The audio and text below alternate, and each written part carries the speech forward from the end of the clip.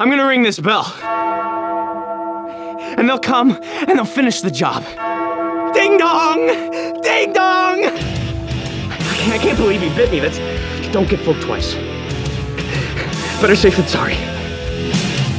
Better safe than, better safe than, better safe than, better safe than, better safe than, better safe than, better safe than, better safe than.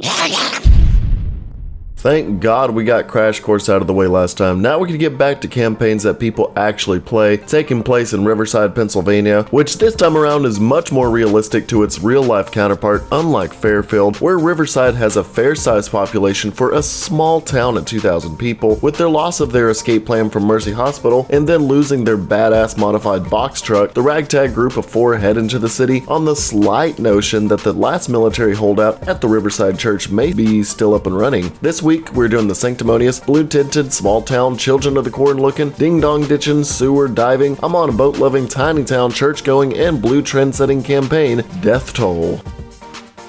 The official description says shoot, shove, and sprint through a nightmare suburbia to consumed by the infected horde. The Death Toll campaign has your team of survivors making their way down a turnpike littered with abandoned cars to the nearby ghost town of Riverside, the site of a failed standoff between the last of humanity and a limitless swarm of undead. Fight through the ruins of small American town to the waterfront nearby where a rescue party can take you to the upriver to safety. The aesthetic bathed in a darkish blue, much like its campaign poster, the suburban fight is more a small town brawl than the latter 2 campaigns, setting itself out from the original 4 campaigns as it captures a horror vibe of a dark menace terrorizing a town, much like Friday the 13th or A Nightmare on Elm Street. Well, let's get to criticizing and critiquing each chapter, why don't we? I just realized how bored I sound because I'm still off the heels of Crash Course, so let's go ahead and perk up. I'm doing Death Toll. Starting off after a pile of destroyed trees in the middle of the road where I would assume the Dawn of the Dead mobile had to be stopped because we are never given an explanation of what happened to it. The survivors find themselves entering the Riverside County line where a number of car incidents have occurred. The squad rolls up and takes a number of conveniently placed medkits and firearms. Makes me wonder if they rode in on the police vehicle. Surrounded by a forest-like area, you approach a small building. This is completely destroyed. Your next course of action is to descend the ground below and take either the ladder on the right or on the left, or you can attempt to jump the gap by running on the guardrails and fail like he did there. The area below the bridge has a number of vehicles and a little bit of forest to explore, but mostly it's just a small chance of supplies spawning in the left corner. When you get to the other side of the bridge, this beginning area showcases the dangers of the infected and the daunting tasks their carnage leaves in their wake once more. The preceding tunnel is riddled with cars to either parkour over or snake through, while showcasing tunneled-in ceilings that looks like a strip of gum and side rooms to scavenge.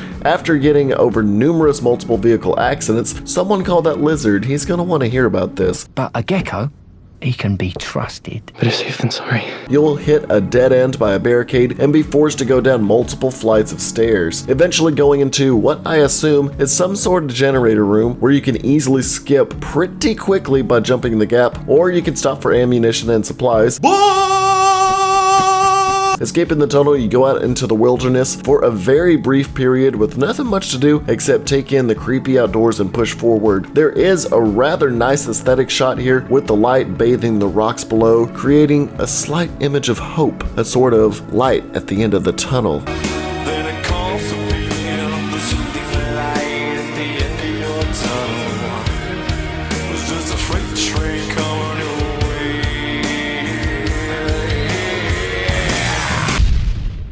The building ahead has a staircase that leads far up top. If you ascend it fully, you'll be shown to an empty room with a possible chance at supplies, but nothing really special. Halfway down, or by falling out of the window and nearly dying like I do here, the original staircase is where the safe room and the end of the first chapter are. The first chapter is a brilliant introduction into a campaign setting itself in a different environment than its predecessors. The eerie tone of the forest leading into destroyed man-made structures that force multiple routes at the start are pretty fun to experience. The tunnel, however, forced a linear format most of the time, and accessing any side rooms just feels mundane. The entire generator room feels unnecessary since you can literally skip it by jumping once, making me feel like a portion of the map is just skipped and at that point unnecessary. The open area outside, while nice looking, is just filler before the safe room and doesn't offer much. But that aesthetic though! Overall, I would give Chapter 1, The Turnpike, a 4 out of 5. Starting off in the boiler room, you get to see see some interesting stuff along the walls like Exodus 9:15, which I'm not a religious man, but reading into the Bible verse saying, "For if by now I had put forth my hand and struck you and your people with pestilence, you would have then been cut off from the earth."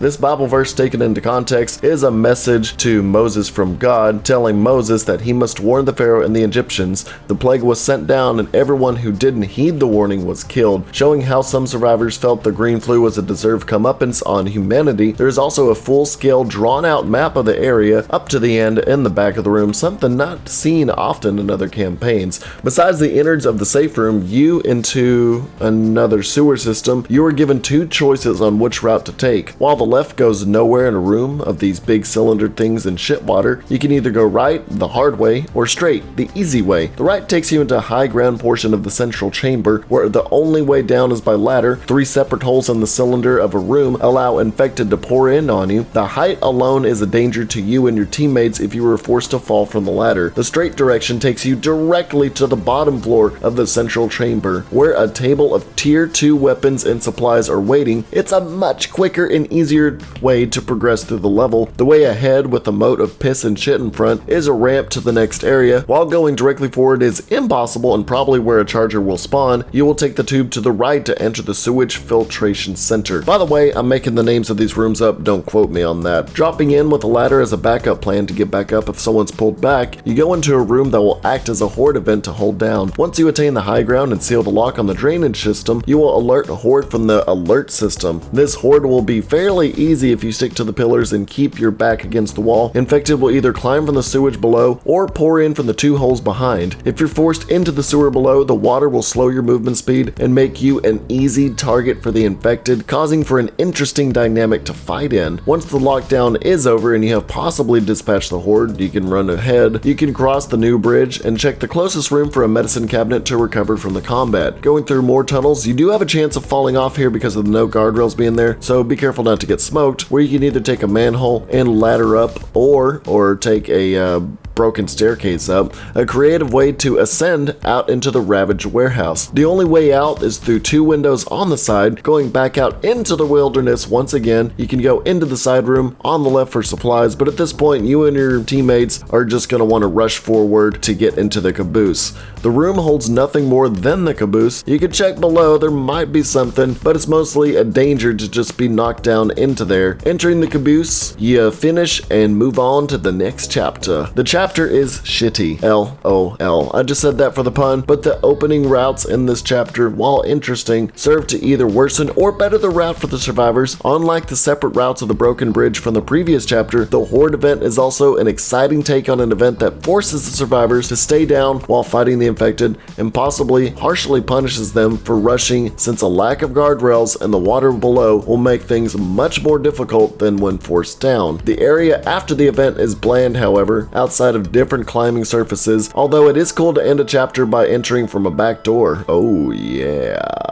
But overall, it feels like interesting mechanics that were given a lackluster execution. Chapter 2, the drains. Oh wait, this isn't a sewer. It's a water system. Whoops! It gets a 3.7 out of 5. Starting off in the detached caboose, you enter a very open train yard, giving a jarring but overall sense of exploration to the player. However, this ain't a Bethesda game, and the more time you spend exploring, the more chances you give your team to be attacked. The guard tower in the middle of the area is a big example of high risk, high reward, with a nice view of the map, but mostly it's just a cosmetic for the map, as you probably won't find too much to scavenge from here outside a defib, pills, or weapon, which, since you're so close to the safe room, that finding a weapon really wouldn't be too worth it. You could take the center ground to the building area ahead, or take the safe way and go to the right into the linear building to hide from infected, and stealthily get to the garage across the way. This side route can also provide supplies. Taking the left open area only leaves survivors open and leaves no benefit, but the area looks cool though, right? The Ravaged train station, garage thing, whatever you want to call it, well, you'll need to ascend the stairs to get above the train car, because our group of survivors like to take the most asinine ways of traversing the landscape. The first room in the second floor may have supplies and a hero closet, but the second room will already provide you with another set of weapons and supplies. Be careful going across the train car though, as special infected can pull you off. While not a choke point, it can prove to be a big waste of time for the infected to attack over and over and over again. Once on the street, you progress without straying too much from the road and actually engage with some of the forest-like area engulfing near the road. You will find a crash bus that was trying to escape from the Riverside Church. A small shack will provide supplies as you continue down the road. You will come to find out semis or 18-wheelers always conveniently crash upright to where you just have to go around them. So instead of crawling under, you break and enter into a house and look for more supplies. You will find a sign of Riverside again. I'm guessing this is the city sign, and the sign of Riverside we saw at the beginning is definitely the county line. Either way, it's pretty much hell now, and you won't be able to progress here because of the fence. So you'll go to the last military holdout in the Philadelphia area, I would assume, or so you think. The whole time the survivors were trying to reach this search for a possible safe harborage, but find an empty outpost. The graveyard before the cemetery serving as a picture of the fate of the outpost, all the former survivors being either infected or dead. The imagery of the church with searchlights still active with the moon in the background being engulfed by the clouds, showcasing how brilliant the imagery was once again. The group passes the graveyard and find a small 2-room church with a safe room door. The man of better safe than sorry lies beyond this door. The remnants of the last outpost came down to one man who lost his trust after being bitten by someone. When activating the safe room door, a dialogue will begin to exchange with him, but due to his distrust, he will consider the 4 infected and soon to turn and attempt to have them killed by the very horde that killed everyone else and rings the so-called dinner bell. Fighting off the horde in the cramped space, you can either stay where you are and let the horde trickle in from the windows, holes in the walls, and apparently break through the pane glass in front of the church that somehow wasn't destroyed until this point. I thought we were playing on realism, baby. Or you can do a cheap strategy and go out into the cemetery on easier difficulties and get on a high tombstone and jump up and down, and the preceding infected will die to a Mario-style jumping kill. The front of the church entrance has plenty of supplies and weapons to keep you going until that damn bell runs out of power. Once that's out of the way, returning to the door will have the church guy chanting his one-liner while making sounds of an infected. Better see this. Opening the door will reveal his transformation into either a boomer, smoker, or hunter. Taking him out opens up the safe room for entry. This chapter's ending was probably the most unique of any chapter in the first installment. Reviewing this chapter is actually fantastic, even though it starts off too open for its own good. The open roads with blue tents and dark atmosphere with daunting trees going through an abandoned house, and most of all, the church's finale approaching to have an NPC cause a horde due to distrust with an understandable reason to be insane in his dialogue. This makes for a chapter 3 that gets a 5 out of 5. The safe room of the church is a 2-story testament to the man's insanity, as numerous writings of Better Safe Than Sorry adorns the walls much like a certain phrase in a certain Kubrick movie.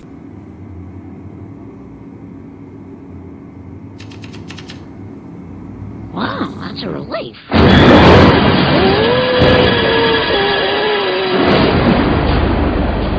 Better safe than sorry.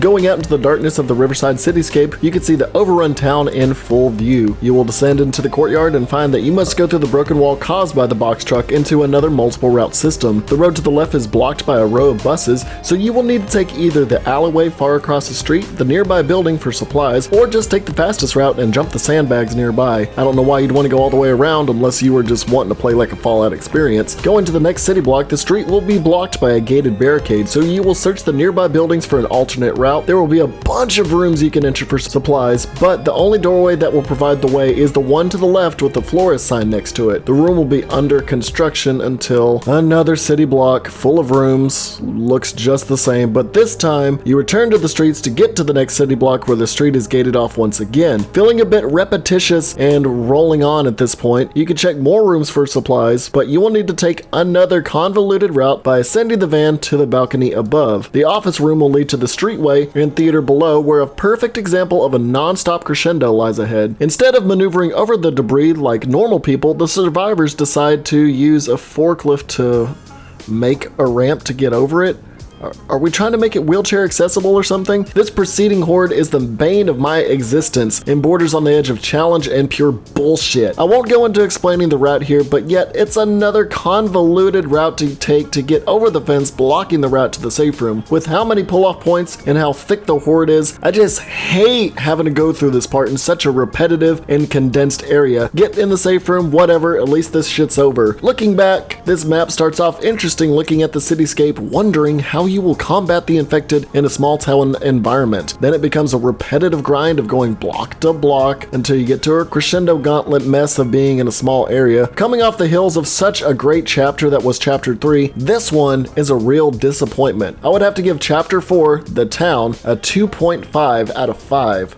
Now, after lots of talking, we are at the finale. After their plan to get to Riverside Church failed, they had no real course of action except to march forward. Taking one last breach through the small town of Riverside, we get a final look at the tiny town, where in this stretch of road, I feel a hint of inspiration from horror films set in the 80s small town nostalgia, like Nightmare on Elm Street and Friday the 13th, which, funnily enough, brings us to a shoreside. Getting through the house on the other side of the street, you go through another backyard and into the Parks and Recs area. The only direction is forward, as lit by the barrel fire. Going uphill, you see the grandscape of the finale area. The large river shows a crumbling town set ablaze in the skyline, possibly where Dead Air is set. Now, with this finale, you of course call on the ham radio for rescue to the Slater family via boat rescue. The couple insists that they need people who are heavily armed and supplied. Keep that in mind for the next review. After they agree to rescue you, it's up to you on how to survive. The area is vast enough to give several options on how to survive. Holding up in the boathouse you're already in, going to the tiny side house in the distance, out in the woods,